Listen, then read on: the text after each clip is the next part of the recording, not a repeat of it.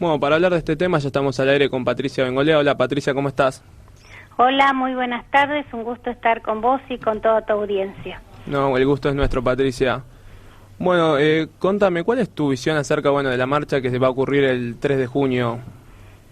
Bueno, con respecto a la marcha que se va a realizar, realmente me parece algo muy necesario, algo muy positivo para todas las mujeres y como una medida de concientización, que es lo que realmente va de la mano con lo que es la prevención de este tipo de flagelos y de delitos. Me parece que realmente vamos tomando conciencia y de paso con este tipo de acciones vamos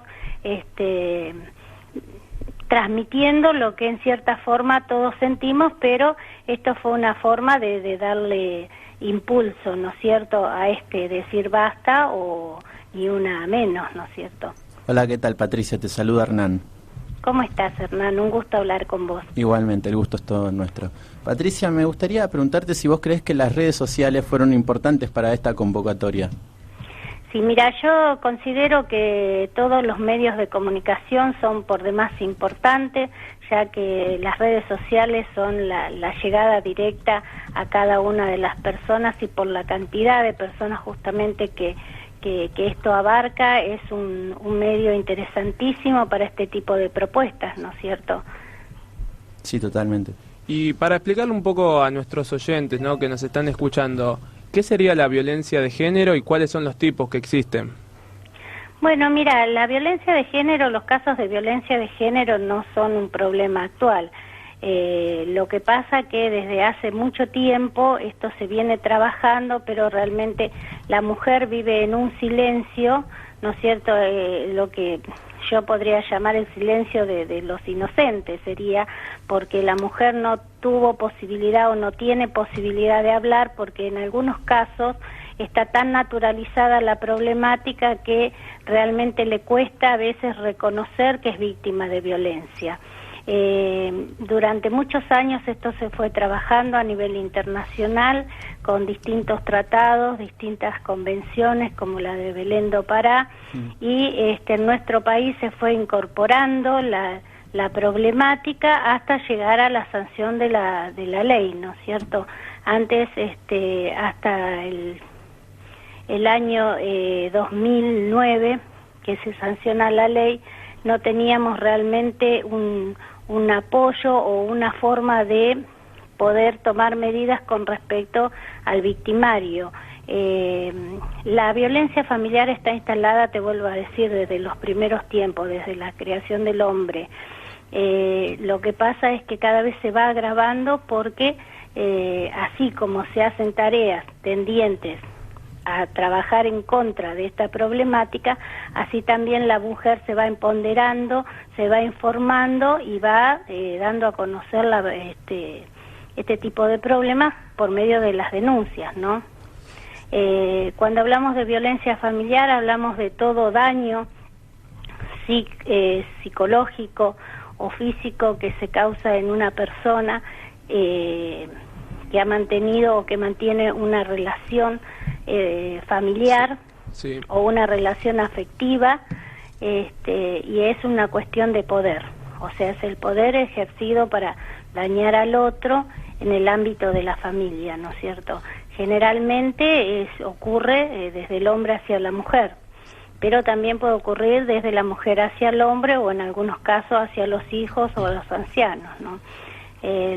Los distintos tipos de violencia, tenemos la violencia física, que justamente son los golpes, lo que se ve y lo que la mujer en algunos casos esconde, sobre todo cuando tiene algún tipo de lesión que la lleva a hacer una consulta médica, es lo que se ve, lo externo.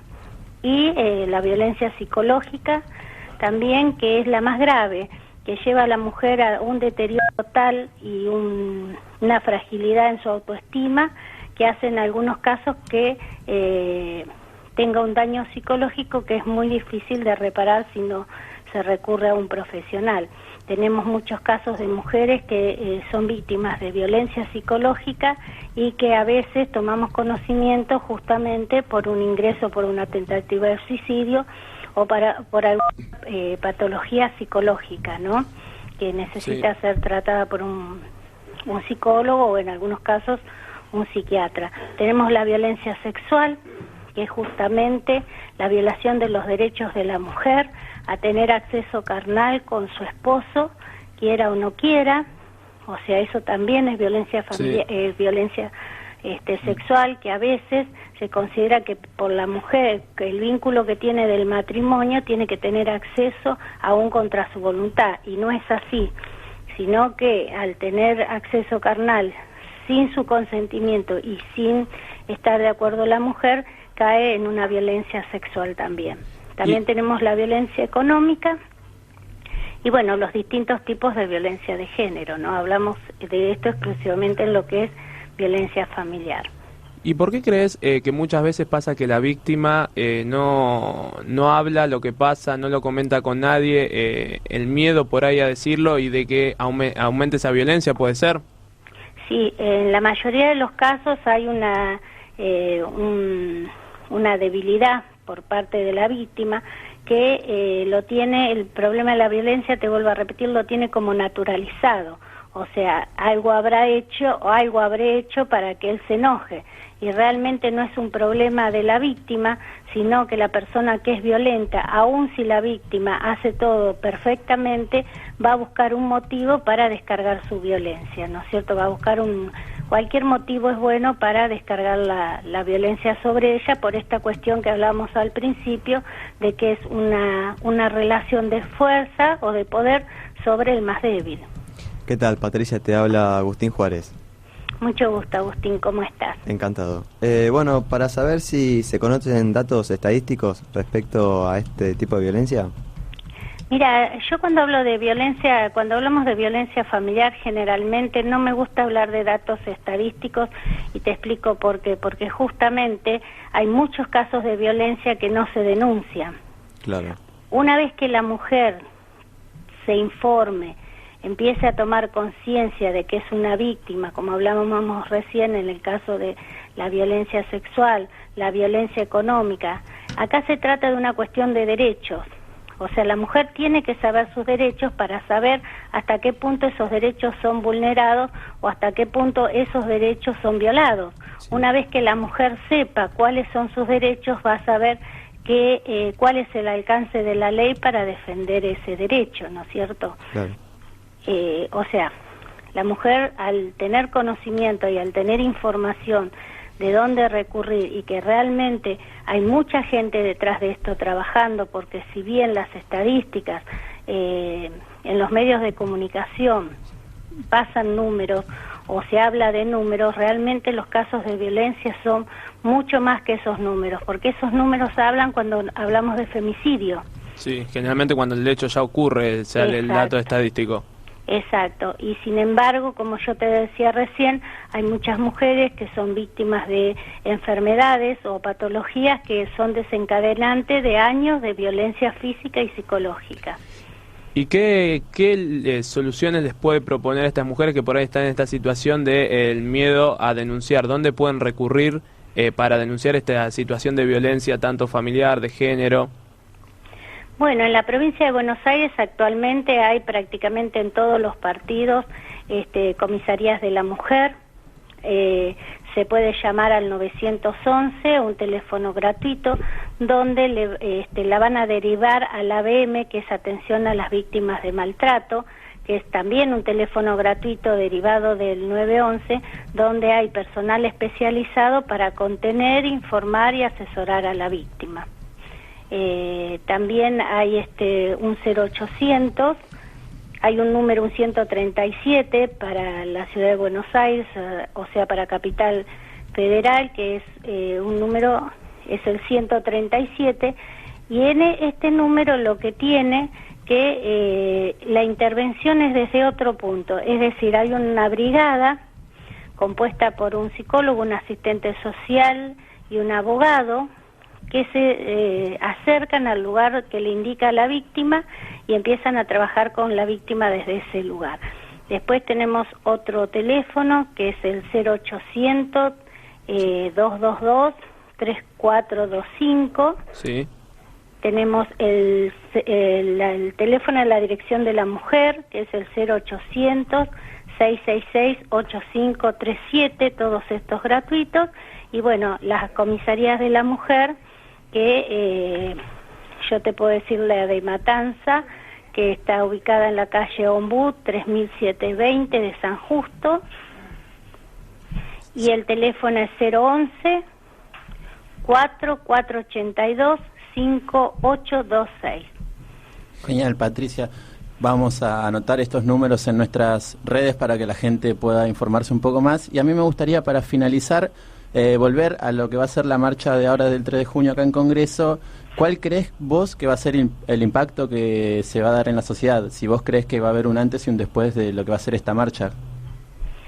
Sí, yo creo que este es el comienzo te vuelvo a repetir, de una serie de acciones que van a hacer ver a la mujer que es víctima de violencia que no está sola, y que justamente en esta unión de trabajo y toda la gente que está trabajando en esta problemática, que te puedo asegurar que es mucha la gente que está interesada en brindarle a la mujer una posibilidad de salir de esas situaciones que tanto dañan a la familia y por lógica a la sociedad. Creo que sí, que va a ser un antes y un después. El tema es tener continuidad y ser conscientes de que ante la presencia o advertir una situación de violencia, nosotros tenemos el compromiso de denunciar también.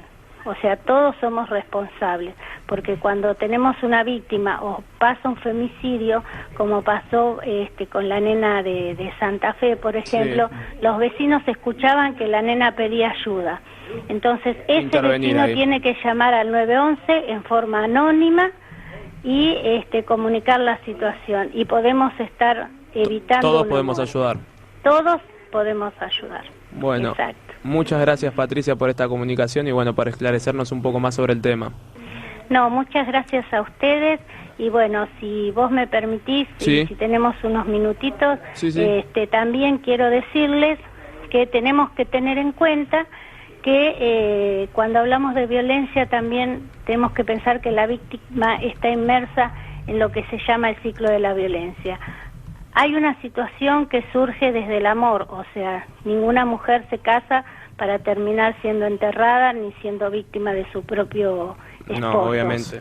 Entonces, tenemos que tener en cuenta que cuando hablamos de una víctima de violencia, también esta víctima entra en lo que se llama el ciclo de la violencia, que es cuando el esposo empieza a insultarla y a maltratarla verbalmente, ¿no es cierto?, y ante esa situación tenemos que empezar a estar atentos. La segunda situación sería la segunda fase, que es cuando pasa a los golpes propiamente dicho, sí, que puede la violencia física.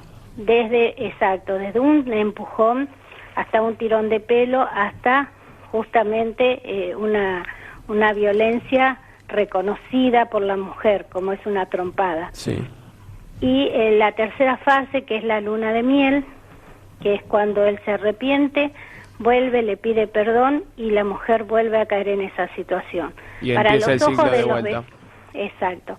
Esto lo explico por qué, te lo quería agregar, porque para los ojos del vecino, del familiar, hasta de la misma policía o hasta de las personas que trabajan con víctimas de violencia, es como que no entienden que existe esta relación, ¿no es cierto? Sí. Pero es necesario saber y empoderar a la víctima y aclararle que la persona que se siente arrepentida vuelve a caer, no se sabe en qué tiempo, pero vuelve a reincidir y cada vez es más grave. O sea que lo que está en riesgo es su vida.